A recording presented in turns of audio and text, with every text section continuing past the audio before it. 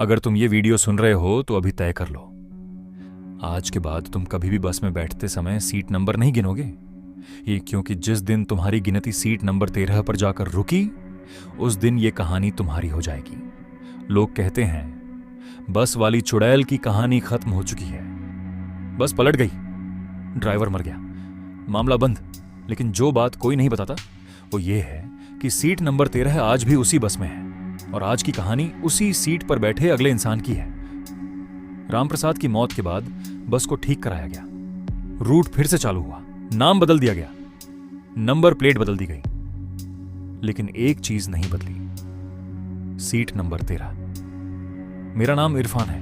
मैं वो इंसान हूं जो उस बस में रामप्रसाद के बाद पहली बार सीट नंबर 13 पर बैठा। मुझे इन सब कहानियों के बारे में कुछ नहीं पता था। मेरे लिए वो बस सिर्फ एक बस थी और सीट बस एक सीट। रात के करीब 11:40 पर मैं बस में चढ़ा। भीड़ नहीं थी, ज्यादातर सीटें खाली। जैसे ही मैं अंदर आया, कंडक्टर ने बिना मेरी तरफ देखे कहा, आगे बैठ जाओ। मैंने पूछा, पीछे? उसने पहली बार मुझे देखा, उसकी आंखें सीधे मेरी टिकट पर नहीं, मेरे चेहरे के पीछे कुछ देख रही थी। फिर उसने धीरे से कहा, सीट नंबर 13 मत लेना। अब सोचो, जिस इंसान को डर की कोई कहानी ना पता हो, उसे ये लाइन कितनी अजीब लगेगी।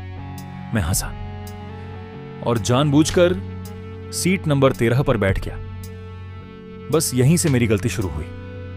जैसे ही मैं बैठा, मुझे लगा किसी ने मेरी पीठ पर हाथ रखा हो।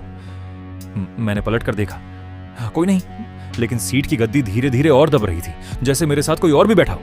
बस चली। खिड़की के बाहर अंधेरा गाढ़ा होता गया। कुछ मिनट बाद मुझे ठंड लगने लगी, इतनी ठंड कि सांस से धुआं निकलने लगा। मेरे बगल की सीट खाली थी, लेकिन वहां से गीली मिट्टी जैसी महक आ रही थी। तभी मेरे कान के पास बहुत धीमी आवाज आई, ये मेरी सीट है। मेरे पूरे शरीर में झंझनाहट दौड़ गई। मैंने कंडक्टर को आवाज दी, वो पास आया, लेकिन सीट नंबर 13 के पास आते ही रुक गया। उसने मुझसे नहीं, सीधे खाली हवा से कहा, गलती हो गई, ये लड़का नया है। उस पल मुझे समझ आ गया ये मजाक नहीं है। बस अचानक धीमी हो गई।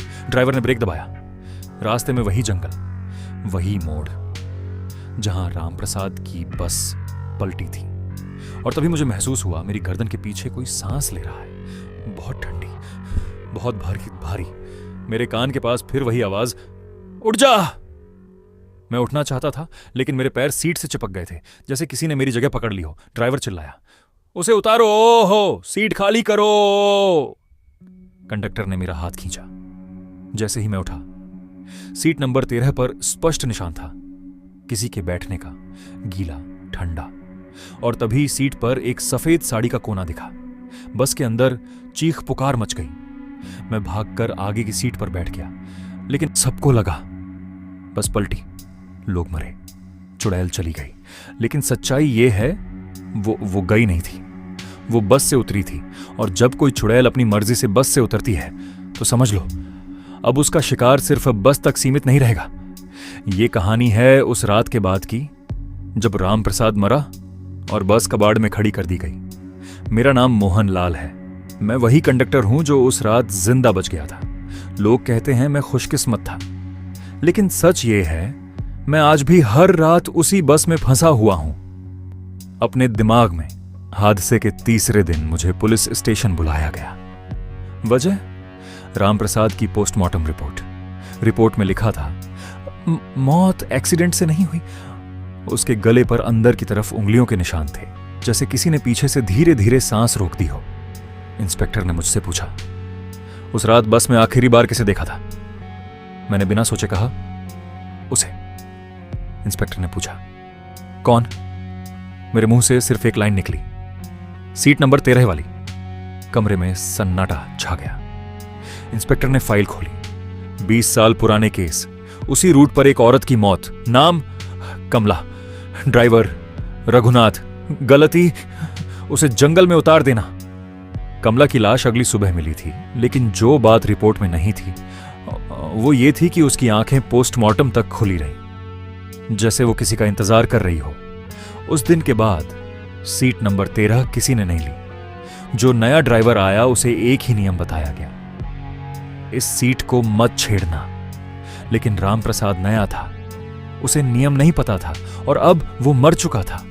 पुलिस ने बस सील कर दी, कबाड़ में खड़ी कर दी। सबको लगा हाँ, अब शांति है।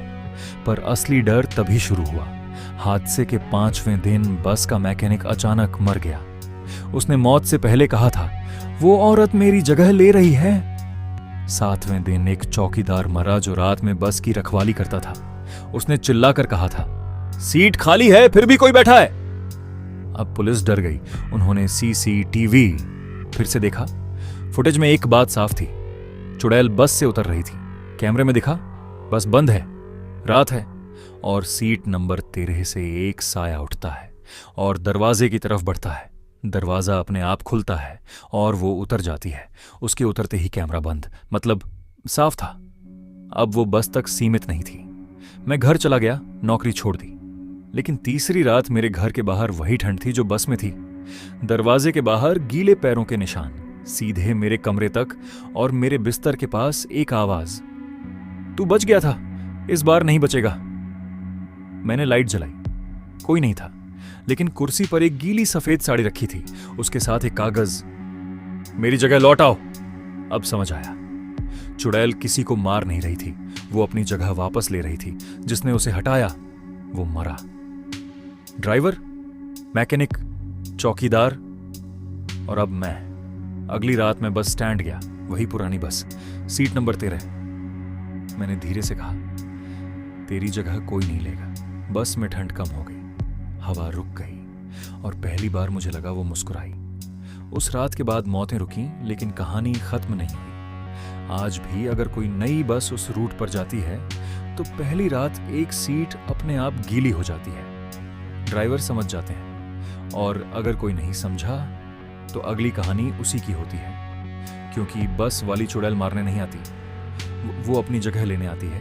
और अगर तुमने कभी किसी की जगह छीनी है तो याद रखना, वो बस में नहीं है, वो रास्ते में है। सबको लगा बस वाली चुड़ैल की कहानी बस एक अफवाह थी, लेकिन उस रात जो हुआ उसके बाद किसी ने सीट नंबर 13 को कभी हल्के में नहीं लिया। उस बस में उस दिन कुल 5 यात्री थे। 4 आगे की सीटों पर बैठ गए, लेकिन एक आदमी, रामप्रसाद, सीधे जाकर बैठ गया सीट नंबर 13 पर। कंडक्टर ने उसे रोका, बोला, भाई साहब, ये सीट ठीक नहीं है। रामप्रसाद हंस दिया, कहा, कहानी बहुत सुन ली, अब सोने दो।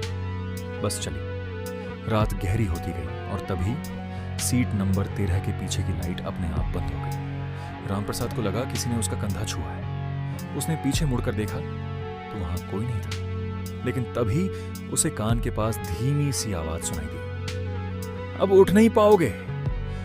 उसकी सांसें तेज हो गईं, पसीना टपकने लगा और तभी उसने महसूस किया कि उसके बगल वाली सीट पर कोई बैठ चुका है। धीरे धीरे उसने गर्दन घुमाई। सफेद साड़ी, टूटी हुई गर्दन और आंखें जो सीधे उसकी रूह को घूर रही थी। बस अचानक झटके से रुकी। ड्राइवर पीछे भागा, बाकी यात्री चिल्लाने लगे, लेकिन सीट नंबर 13 खाली थी। ना रामप्रसाद, ना कोई औरत, सिर्फ सीट पर गीले हाथों के निशान थे, जैसे कोई मदद मांगते हुए घिसटता चला गया हो।